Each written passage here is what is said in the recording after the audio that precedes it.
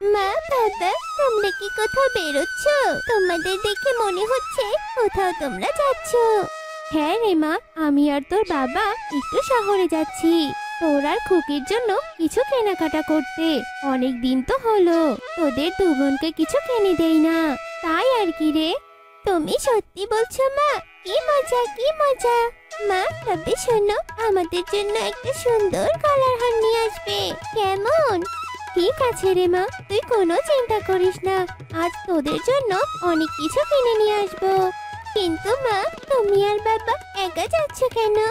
আমাদেরও নিয়ে যাও, বোন আর আমি অনেকদিন হলো শহরে যাই না।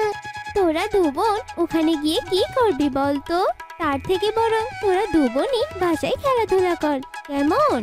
ঠিক আছে মা। এরপর টোনা আর টুনি শহরে চলে যায়।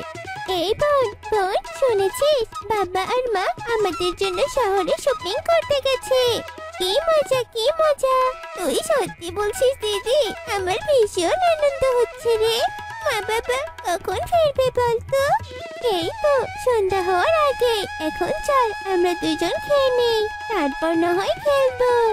এরপর ওরা দু বোন খুশি হয়ে খাবার খায়, আর এভাবেই বেশ কিছুক্ষণ কেটে যায়। দিদি, এই দিদি, সকাল গড়িয়ে তো সন্ধ্যা হয়ে যাচ্ছে, কিন্তু বাবা মা এখনো ফিরছে না কেন বলতো? বাবা মা আরো কতক্ষণ পর ফিরবে? আমার যে খুব চিন্তা হচ্ছে ওদের জন্য। কাঁদিস না রে বোন, আর কাঁদিস না, আমারও যে ভীষণ চিন্তা হচ্ছে। মা বাবা তো এত দেরি করে ফেরার কথা না, তাহলে কোনো বিপদ হলো না তো? না, এসব আমি কি ভাবছি। চল বোন, আমরা এগিয়ে গিয়ে দেখি ওরা কত দূর। এরপর টুকি আর খুকি যেই না পা বাড়িয়েছে, তখনই বান্টি কবিতর টুনি আর টোনার মৃতদেহ নিয়ে বাড়িতে আসে। এ কি, এগুলো আমি কি দেখছি? মা বাবা, তোমরা ওঠো, তোমরা এভাবে আমাদের ছেড়ে চলে যেতে পারো না। দেখো দেখো আমাদের, এসব কি করে হলো এসব? কাঁদিস না টুকিমা, এ সব কিছুই যে নিয়তি। তুই ভেঙে পড়লে তোর ছোট্ট বোনটাকে কে দেখে রাখবে বলতো? মা টুকি, আজ শহরে যাওয়ার পথেই তোদের বাবা মা গাড়ি অ্যাক্সিডেন্ট করে মারা গেছে। আমি সেই পথ দিয়ে যাওয়ার সময় দাদা বৌদিকে পড়ে থাকতে দেখি। এ হতে পারে না। মা, ও মা, ওঠো মা, মা ওঠো না, আমরা তো বোন তোমাকে ছাড়া থাকতে পারবো না মা। মা দেখো, কোনো কান্না করছে, তুমি না বোনের কান্না সহ্য করতে পারো না? ওঠো মা। দিদি, এই দিদি, এটা কি হয়ে গেল রে? বাবা মা আমাদের ছেড়ে কোথায় চলে গেল? কাঁদিস না রে বোন, আর কাঁদিস না। আজ থেকে আমি তোর সব, আমি তোর বাবা, আমি তোর মা, আমি তোর সবকিছু দেখে রাখবো। এসব বলে ওরা দু বোনই অনেক কান্না করতে থাকে, আর কান্না করতে করতে ওরা দু বোন ওদের বাবা মায়ের সৎকার করায়। বোন, এই বোন, এখনো বসে আছিস যে? ঘুমাবি কখন বলতো? আয় ঘুমাবি, আয়। দিদি, দিদি রে, মাকে ছাড়া আমার একটুও ঘুম আসছে না রে। আমি মায়ের কাছে ঘুমাবো, তুই আমাকে মা এনে দে না রে দিদি। কাঁদিস না রে বোন, কাঁদিস না, মা যে আর ফিরবে না। তার থেকে তুই আমার কাছে আয় রে বোন, আমি তোকে গান শুনিয়ে গল্প শুনিয়ে ঘুম পাড়াবো। আমি অনেক গল্প শিখেছি মায়ের কাছে, জানিস? এসব বলে টুকি টুনটুনকে অনেক বুঝিয়ে সুঝিয়ে ঘুম পাড়িয়ে দেয়। বোনকে তো ঘুম পাড়িয়ে দিলাম, ঘরে যা টাকা পয়সা খাবার ছিল সব তো শেষ, এবার কি হবে কিছুই বুঝতে পারছি না। এভাবে চিন্তা করতে করতে টুকিও সেখানেই ঘুমিয়ে পড়ে। টুকি, এই টুকি, এখনো ঘুমিয়ে থাকলে কি চলবে? ওঠ, আয় বলছি, এক্ষুনি বেরিয়ে আয় বলছি। কি হয়েছে মাসি? সকাল সকাল তুমি আমাদের বাড়িতে? কি হয়েছে বলো? সে কি আর বাকি রে, তোর মরা বাপ মা যে আমাদের কাছে টাকাগুলো ধার নিয়েছিল, সেগুলো কে শোধ করবে শুনি? টাকা? কিসের টাকা? বাবা মা কবে তোমাদের কাছ থেকে ধার নিয়েছিল শুনি? আমরা তো বোন তো এগুলোর কিছুই জানি না। তোদের এসব বলে যায়নি, তাতে আমি কি করব বল? আমি অত কিছু বুঝতে চাই না। তোদের দু বোনকে আমি 1 মাসের সময় দিলাম, এর মধ্যে আমার 5,000 টাকা তোরা শোধ করে দিবি, নয়তো এই বাসা থেকে তোদের বের করে দিব আমি। এসব বলে কাকুলি কাক আর কালু কাক সেখান থেকে চলে যায়। দিদি, এই দিদি, ও মাসিটা এসব কি বলে গেল রে? অত টাকা আমরা কোথায় পাবো বল? জানি না রে বোন, জানি না। আমি অত টাকা কোথায় পাবো? এদিকে তো ঘরেও কোনো খাবার নেই। আমি তো পুরো জঙ্গলেই ঘুরলাম, কিন্তু কোনো কাজ পাচ্ছি না। তোর খুব খিদে পেয়েছে না রে বোন? ঘরে একটু মুড়ি আছে, ওগুলো তুই খেয়ে নে তো। এরপর টুকি খুকিকে সেই মুড়িগুলো খাইয়ে দিয়ে ঘুম পাড়িয়ে দেয়। এভাবে কয়েকদিন কেটে যায়। দিদি, এই দিদি, আমার অনেক খিদে পেয়েছে রে দিদি। আমাকে কিছু খেতে দে না রে দিদি। খিদের জ্বালা যে আমি আর সহ্য করতে পারছি না রে। কাঁদিস না বোন, কাঁদিস না। চল আমরা একটু জঙ্গলে যাই, গিয়ে দেখি তোকে কিছু ফল সংগ্রহ করে দিতে পারি কিনা। এরপর ওরা দু বোন মিলে জঙ্গলে যায়। আর এমন সময় ওরা একটি সুন্দর ফুল দেখতে পায়। দিদি, এই দিদি, হ্যাঁ ফুলটা কত সুন্দর। আমি ফুলটা ছিঁড়ে দিদি। ঠিক আছে রে বোন। এরপর খুকি যেই না ফুলটা ছুঁয়েছে, অমনি সেই ফুল থেকে একটি পরী বেরিয়ে আসে। আর এ দেখে তো ওরা দু বোন ভীষণ অবাক হয়ে যায়। ভয় পেও না তোমরা, আমি ইচ্ছে করি। আসলে আমি এতদিন এক তান্ত্রিকের অভিশাপে ফুল হয়েছিলাম, কিন্তু এই সৎ নিষ্ঠাবান পাখির ছানার স্পর্শে আমি আবার আমার আসল রূপ ফিরে পেলাম। তোমাদের দু বোনকে অনেক ধন্যবাদ। এখন আমি যদি তোমাদের সাহায্য করতে পারি তাহলে আমি অনেক খুশি হব। না না পরি, আমরা এর বিনিময়ে তোমার কাছ থেকে কিছুই নেব না। আমি তোমাদের খুশি মনে সাহায্য করতে চাই। আচ্ছা, তোমাদের দু বোনের মুখ এত শুকনো লাগছে কেন? তোমাদের বাবা মানে? এরপর ওরা দু বোন পরীকে সবটা খুলে বলে। সবটা শুনে পরীর অনেক কষ্ট হয়। আর পরে জাদু করে একটি কচু গাছ নিয়ে আসে। এই নাও টুকি, এই কচু গাছটি নাও। এটি বাসায় রোপণ করবে, আর দেখবে কচু গাছে নীল বাঁধাকপি ধরবে। আর শোনো, এই গাছ তোমরা তো বোন ছাড়া আর কেউই দেখতে পাবে না, আর কেউ তোমাদের ক্ষতিও করতে পারবে না। আর মনে রেখো, এই গাছের বাঁধাকপি কোনোদিনও শেষ হবে না। তাই এই বাঁধাকপি বিক্রি করে তোমরা তোমাদের প্রয়োজন মেটাতে পারো, আর অনেক টাকা রোজগারও করতে পারবে। এই বলে পরী সেখান থেকে চলে যায়। আর ওরা দু বোন খুশি মনে বাড়িতে চলে আসে আর কচু গাছটি রোপণ করে। আর পরের দিন ওরা কচু গাছে নীল বাঁধাকপি দেখতে পায়, আর ওরা দুজনই ভীষণ খুশি হয়। এরপর থেকে ওরা দু বোন বাঁধাকপি বিক্রি করে অনেক টাকা আয় করে। টুকি, এই টুকি, কিরে? টুকি, এই টুকি, কিরে? তোরা কি আমার 5,000 টাকা দিতে পারবি না, তাই না? আমি সবটা বুঝতে পেরেছি, তাই এক্ষুনি তোরা এই বাড়িটা ছেড়ে দে বলছি। না মাসি, তুমি যা ভাবছো তা ভুল। তোমার টাকা চাই তো? এই নাও তোমার টাকা। ভাবতে হবে না যে এত টাকা কোথায় পেয়েছি। অন্যেরটা না চিন্তা করে নিজেরটা ভাবো, বুঝেছো? এরপর থেকে ওরা দু বোনে সুখেই দিন কাটাতে থাকে। আর বসে থাকলে চলবে না। কষ্ট করে হলেও আমাকে একটা নতুন বাড়ি বানাতেই হবে। কিন্তু কোন গাছে বাড়ি বানাবো? কোন গাছে? কোন গাছে? আরে, আমার তো আপেল গাছ আছে। আমি আপেল গাছেই বাড়ি বানাবো। যাই যাই, তাড়াতাড়ি বন থেকে কাঠ, খড় এসব নিয়ে আসি। টুনি কাঠখড় খুঁজতে থাকে। কিছুক্ষণ পর টুনি কাঠখড় নিয়ে এসে তার আপেল গাছে নতুন করে বাড়ি বানাতে থাকে। উফ বাবা, আজ বনে তো প্রচুর রোদ উঠেছে, ভীষণ পিপাসাও পেয়েছে। যাই, কুয়ো থেকে কলসে করে একটু পানি নিয়ে আসি। টুনি কলস নিয়ে কুয়োর দিকে উঠতে থাকে। আরে টুনি বোন, কুয়ো থেকে পানি আনতে যাচ্ছিস বুঝি? হ্যাঁ দিদি। কেন গো, কিছু বলবে নাকি? হ্যাঁ রে, আমার ঘরে কোনো পানি নেই, আর আমিও অনেক ব্যস্ত। এখন কুয়োতে যেতে পারবো না। তুই আমার কলসটা নিয়ে গিয়ে এক কলস পানি এনে দে তো বোন। আচ্ছা ঠিক আছে দিদি, কলসটা দাও।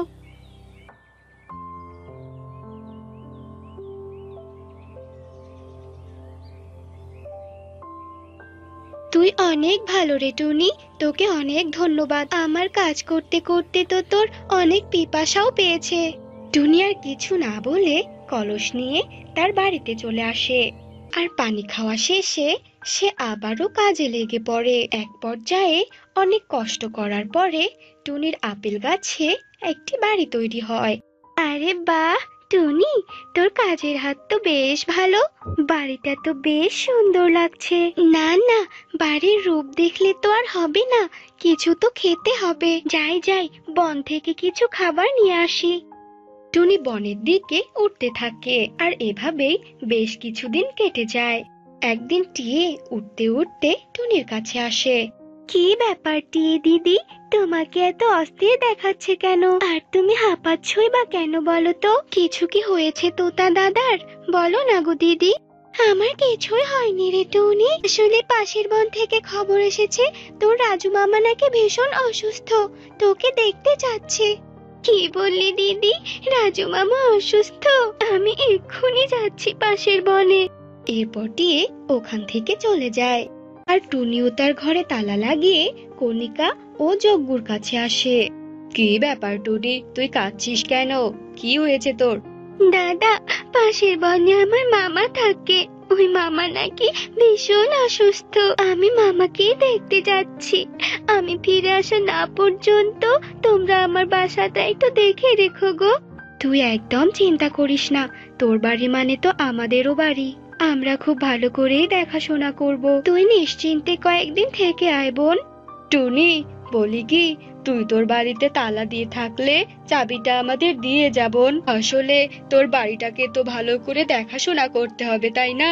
টুনি যজ্ঞুর এমন কথা শুনে আর কিছু না ভেবে যজ্ঞুকে চাবিটা দিয়ে দেয় আর কাঁদতে কাঁদতে সেখান থেকে চলে যায়। এরপর যজ্ঞ কণিকা একে অপরের দিকে তাকিয়ে বলতে থাকে, কণিকা, আজ হবে মজা গো মজা। ওকা টুনি ওর বাড়ির চাবি আমাদেরকে দিয়ে গেছে। হা হা হা, কয়েকদিন আর কষ্ট করে আমাদের খাবার খুঁজতে হবে না।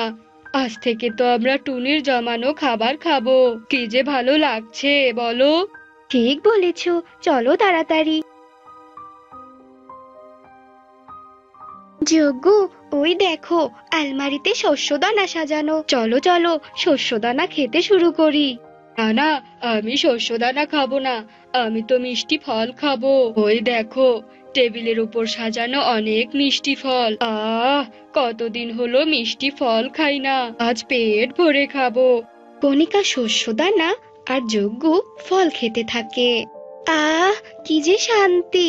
এখন যাই, টুনির মেকআপ নিয়ে একটু সাজুগুজু করি, কতদিন হলো ভালো করে সাজি না। যজ্ঞ, দেখো তো আমাকে কেমন লাগছে। আরে বউ, তোমাকে তো একদম ললিতার মতো লাগছে। এমন সুন্দর তোমাকে বিয়ের দিনও লাগেনি, সত্যি বলছি।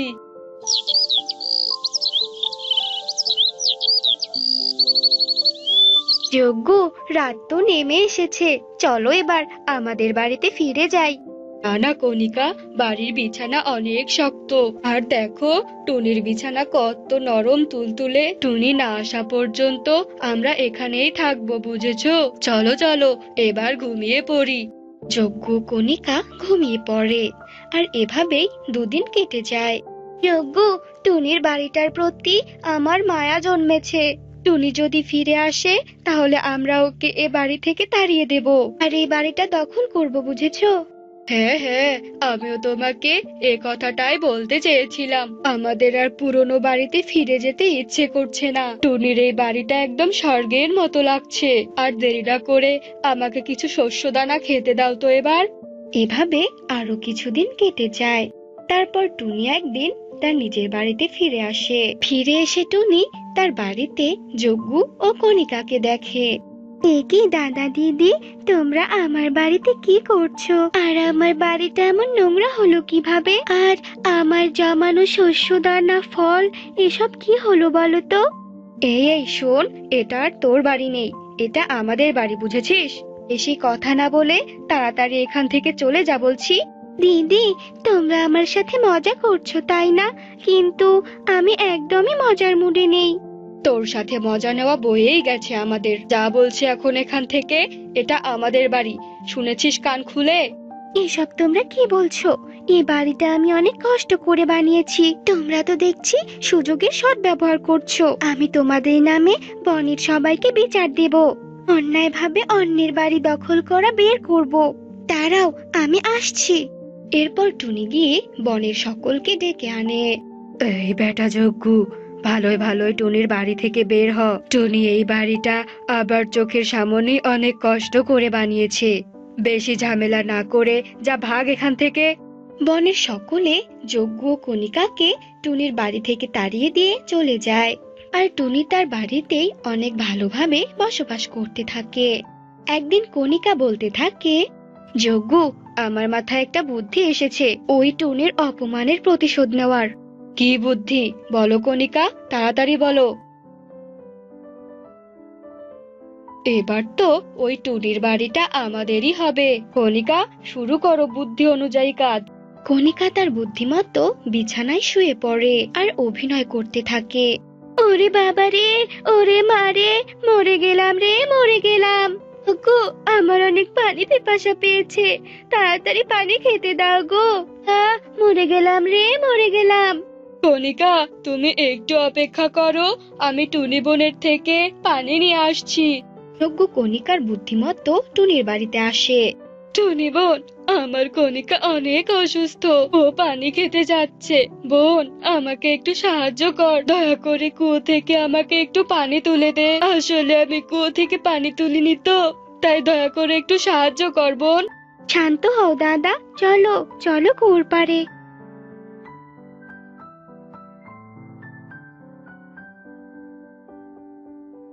ওরে বাবা রে, ডুবে গেলাম রে, ডুবে গেলাম। টুনি বোন, বাঁচা বাঁচা আমাকে তুই।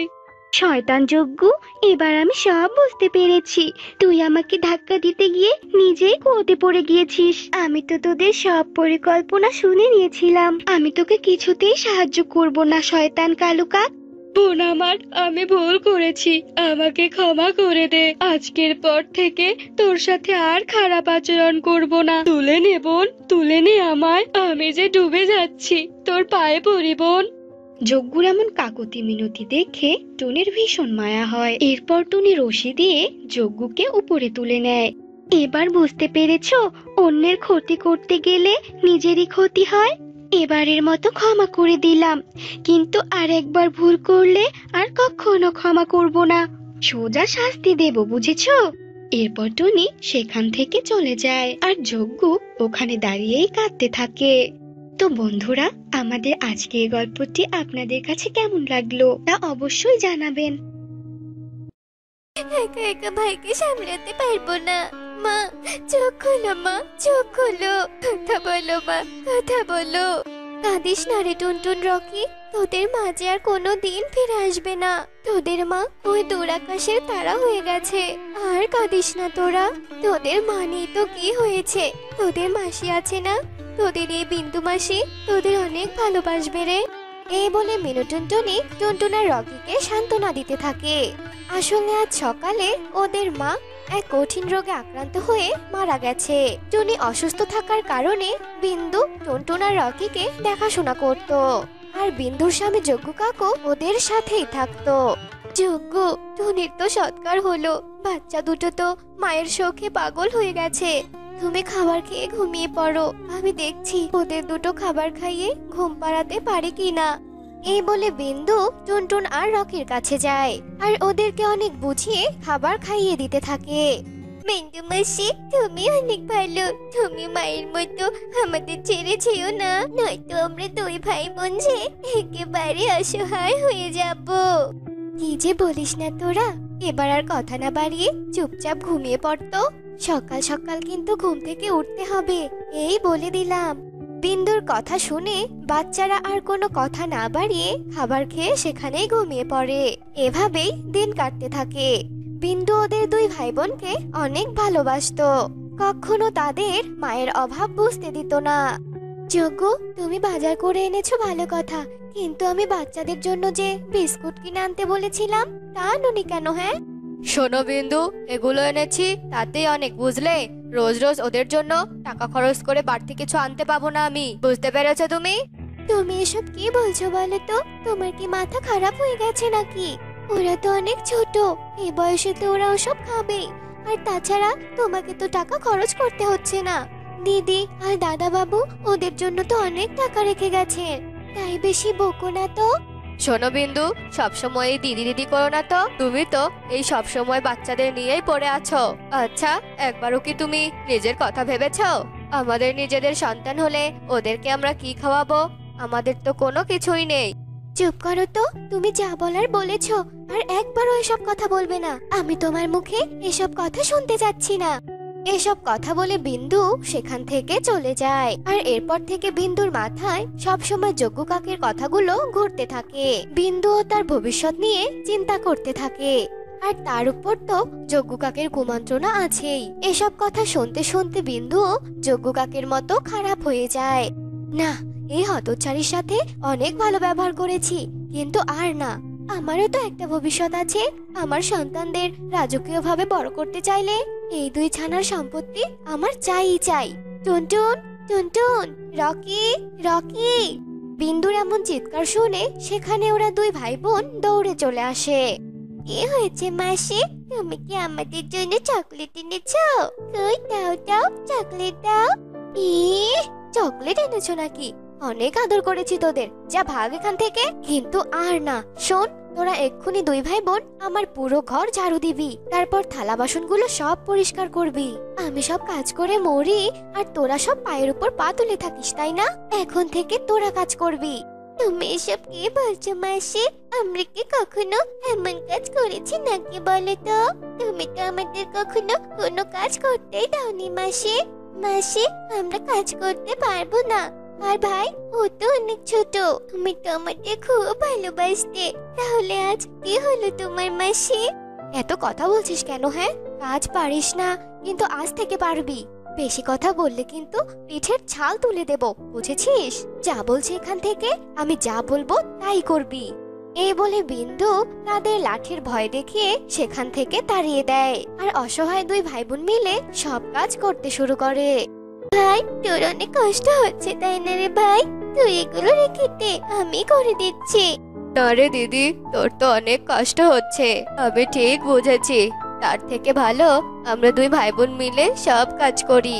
জানি না রে মাসি কেন আমাদের সাথে এমন করে। হ্যাঁ রে, কাজ বাদ দিয়ে এখানে কিসের খোশ গল্প করছিস? হ্যাঁ, তাড়াতাড়ি কাজ শেষ কর বলছি। কাজ শেষ না হলে কিন্তু খাবার পাবি না। বিন্দুর এমন কথা শুনে ওরা দুই ভাই বোন মিলে তাড়াতাড়ি করে কাজ করতে শুরু করে। হঠাৎ এত কাজ করতে গিয়ে ওদের দুই ভাই বোনের হাতে ফোসকা পড়ে যায়। এরপর সেই দিনটি কেটে রাত হয়ে যায়। দিদি, আমার হাত ভীষণ ব্যথা করছে রে, আর জ্বলছে। আমার হাতে কিছু মলম লাগিয়ে দে না রে দিদি, আমার যে খুব কষ্ট হচ্ছে। কাঁদিস না রে ভাই, আর কাঁদিস না। আয়, আমি তোর হাতে মলম লাগিয়ে দিচ্ছি আর ঘুম পাড়িয়ে দিচ্ছি। আজ আমাদের না খেয়ে রাতটা কাটাতে হবে রে ভাই। মাসি তো আমাদের আর খেতেও দেবে না। এভাবে বিন্দু মাসি আর যজ্ঞ কাকের অত্যাচারে দুই ভাই বোনের দিন কাটছিল। বিন্দু ওদের দুই ভাই বোনের থেকে সারা দিন কাজ করিয়ে নিত, কিন্তু বিনিময়ে ঠিক মতো খাবারটাও খেতে দিত না। একদিন, দিদি, এই দিদি, মাসি তো ঘুমিয়েছে, চল এই সুযোগে আমরা বাইরে যাই, জঙ্গলে গিয়ে বসে থাকবো। আমার যে খুব খিদে পেয়েছে, চল না, চল না দিদি, জঙ্গলে গিয়ে আমরা ফল খুঁজি। এরপর ওরা দুই ভাই বোন চুপি চুপি জঙ্গলের মধ্যে যায়। গাছে গাছে ফল খুঁজতে থাকে, কিন্তু কোনো গাছেই তারা কোনো ফল পায় না। এরপর রকি খিদের জ্বালায় টুনটুনের কাছে কান্না করতে থাকে। এমন সময় ওদের নাকে খুব সুন্দর খাবারের সুবাস ভেসে আসে। আর ওরা উপরে তাকাতেই দেখে ওদের মায়ের আত্মা ওদের জন্য খাবার নিয়ে এসেছে। মা, ও মা, তুমি ফিরে এসেছো মা। কিন্তু মা, তুমি এমন ডাইনি রূপে কেন? মা, মা। মা, আমার না অনেক খিদে পেয়েছে মা, তুমি আমাকে কিছু খেতে দাও না মা। আহারে আমার সোনারা, আমি জানি রে, তোদের বিন্দুবাসী তোদের উপর অনেক অত্যাচার করে, তোদের খেতে দেয় না, সারাদিন শুধু কাজ করিয়ে নেয়। আমি সব জানি রে মা, তবে তোরা আর কোনো চিন্তা করিস না, আমি এবার সব ঠিক করে দেব। আর কাঁদিস না রে তোরা, এবার খেয়ে নে তো। মায়ের কথা শুনে ওরা দুজনে গপ গপ করে খাবারগুলো খেতে থাকে। আর টুনির আত্মা সবকিছু দেখে ভীষণ কান্না করতে থাকে। মারে, তোরা এখন ফিরে যা। ওই শয়তান বিন্দু মাসি যদি তোদের ওপর কোনো অত্যাচার করে, আমি ওদের আর ছেড়ে দেব না। সোনারা, এখন তোরা বাড়ি ফিরে যা। মায়ের কথা শুনে দুই ভাই বোন আশ্বাস পেয়ে বাড়ি চলে যায় আর গিয়ে দেখে বিন্দু আর যজ্ঞ লাঠি নিয়ে দাঁড়িয়ে আছে। বিন্দু, এই দেখো, এই দুটো এসে হাজির হয়েছে। চলো, আজকে এই দুটোকে আমরা মেরেই ফেলবো, মেরে সব সম্পত্তি হাতিয়ে নেব। এসব কথা বলে বিন্দু আর যজ্ঞ ওদের দুই ভাই বোনকে রশি দিয়ে বেঁধে ফেলে আর একটা আগুনের মশাল নিয়ে আসে ওদের শরীরে ধরিয়ে দেওয়ার জন্য। এমন সময় টুনির আত্মা সেখানে এসে হাজির হয় আর জাদু দিয়ে আগুনের মশালটা নিজের হাতে তুলে নেয়। আরে আরে দিদি দিদি, তুমি ফিরে এসেছো? হ্যাঁ, আমি ফিরে এসেছি তোর অত্যাচারের শাস্তি দিতে। এবার তোদের আমি মেরেই ফেলবো। না দিদি, তুমি আমাকে ক্ষমা করে দাও দিদি। আমি লোভে পড়েছিলাম, যজ্ঞর কথাই আমি এমনটা করেছি। আমি তোমাকে কথা দিচ্ছি আমি আর কোনোদিন ওদের সাথে খারাপ ব্যবহার করব না।